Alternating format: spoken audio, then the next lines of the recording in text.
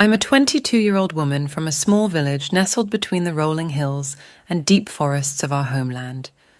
My story begins during my time at campus, where I met a man who would forever change the course of my life. His name was Kofi. Tall, with a deep voice that echoed like the distant drums of our ancestors, he had a charm that drew me in. But it wasn't just his looks that captivated me. It was the connection we shared. We both hailed from the same region, spoke the same dialect, and understood the unspoken nuances of our culture. This familiarity created a bond between us that grew stronger with each passing day. Before long, we were inseparable. We studied together, laughed together, and in time, our friendship blossomed into love. Kofi was everything I had ever dreamed of in a partner: kind, respectful, and deeply rooted in our traditions. When he proposed to me a few years later, I accepted without hesitation. The excitement I felt was beyond words. I had waited for this moment all my life. Our wedding was a celebration like no other. The entire village came together to witness our union. The air was thick with the scent of spices and roasted meat, and the sounds of drums and ululations filled the sky. As part of the tradition, I was instructed to spend the night at my in-laws' house. It struck me as odd. Typically, the newlyweds would spend their first night together. But I was determined to be the perfect daughter-in-law, so I complied without question. The ceremony was beautiful, and we were both enveloped in the joy of our new life together. After the wedding, we left for our honeymoon, where we spent our days in blissful happiness. I felt as though I was living in a dream. Upon our return, however, things took a sudden and dark turn. Kofi complained of feeling unwell, and within hours his condition worsened. I rushed him to the hospital, my heart pounding with fear. As I sat in the waiting area, I called my in-laws to inform them. To my surprise, they reacted with panic and urgency, instructing me not to speak to the doctors until they arrived. When they finally reached the hospital, Kofi's mother took charge. As the doctor emerged from the ward with the test results, he asked, "Who are you to him?" Before I could answer, my mother-in-law stepped forward, declaring herself as Kofi's mother and insisting that she would receive the news. I watched them disappear into the doctor's office, my mind racing with suspicion. Their behavior was unusual, and I couldn't shake the feeling that something was being kept from me. When my mother-in-law emerged, her face was unreadable. She did not share the doctor's words with me, and I didn't ask. I knew that pressing her would yield no answers, but I was not one to let things lie. As soon as she left, I formulated a plan. I needed to uncover the truth, to understand why they were hiding information about my husband's condition. I resolved to speak with the doctors myself, even if it meant going against the wishes of my in-laws. The truth, whatever it was, would not remain hidden for long. A few days later, my husband was released from the hospital. I was relieved to see him getting better, but I still didn't know what had made him so sick. The doctors didn't tell me anything, which only added to my worry. Before we left, the doctor gave us some medication for Kofi. Once we got home, I made a special meal for him.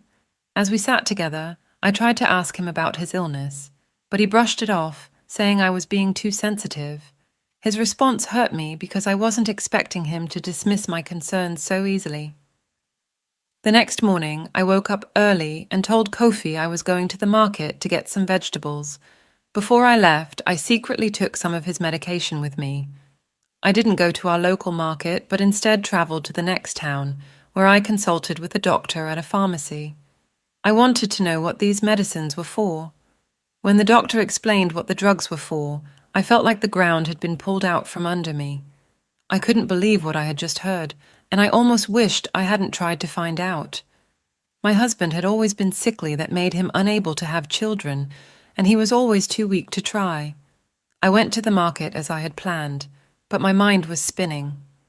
When I got home, I tried to act normal, but every time I looked at Kofi, I felt anger and bitterness welling up inside me. I couldn't help but hate him a little more each day. As time passed, Kofi's health didn't improve much, and I had to take him in and out of the hospital repeatedly. His family began to accuse me of poisoning him, trying to make me look like the bad person. I knew they were just trying to cover up the truth, but their words still hurt. One day, Kofi went to the hospital again, but this time he didn't come back. As he lay on his hospital bed, he held my hand and whispered, "I wish I treated you better. Goodbye, my wife." And with those words, he was gone. I cried for a long time, overwhelmed with sadness and relief. But then, I remembered how secretive he and his family had been about his condition. I decided that after his burial, I would leave the country and try to forget everything that had happened. But deep down, I knew it wasn't going to be that easy. During the burial preparations, my in-laws called me for a meeting. They told me there was something important I needed to know, and that it involved a role I had to play during the burial period. They said it was very important, especially for me. Although I was still grieving, I told them I was ready to do anything to make sure my husband rested in peace. Then they explained what they expected of me. I was to walk around my husband's grave, holding a black chicken, while saying some words that I didn't understand. After that, they said I had to spend the night before the burial sleeping next to my husband's corpse, and his brother as well. The thought of doing these things terrified me, and I was also filled with anger. But they assured me that if I didn't complete the rituals, my husband's spirit would follow me, and I would never find peace. I was scared and didn't know what else to do, so I agreed. I didn't tell my family or friends about it. I felt like I had to risk everything, hoping that once it was all over, I could finally leave this nightmare behind. I did everything they asked of me, as strange and frightening as it was. But after I completed the rituals, my in-laws demanded something more. They said I had to marry my husband's brother. I already knew he had feelings for me, but I never liked him. This was the final straw for me. I couldn't take it anymore. I left the house immediately, with no intention of ever returning.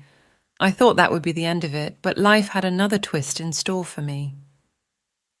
3 months after I left, I found out I was pregnant. Now, I'm completely lost. My husband was never buried properly because I didn't finish the ritual, and I don't know what to do about this pregnancy. What should I do? Please, share your thoughts in the comments. I need your help to figure this out.